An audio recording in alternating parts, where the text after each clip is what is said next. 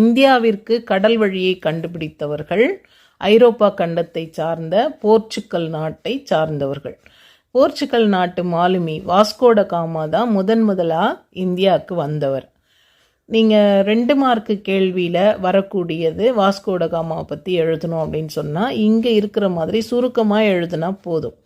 Vasco da Gama ஐரோப்பாவின் Portugal நாட்டு மாலுமி. ஐரோப்பாங்கிறது ஒரு கண்டம் இல்லையா, அந்த கண்டத்தில் போர்ச்சுக்கல்ங்கிறது ஒரு நாடு. அந்த நாட்டின் ஒரு மிக சிறந்த மாலுமியாக இருந்தவர் வாஸ்கோட காமா. இவர் தான் இந்தியாவிற்கு முதலாக கடல் வழியை கண்டுபிடிச்சவர். 1498 மே 20 இந்தியாவினுடைய கள்ளிக்கோட்டை, அதாவது கோழிக்கோடு அப்படிங்கிற இடத்த வந்து அடையிறாரு. கடல் வழியாக பயணம் பண்ணி வந்து அடையிறார்.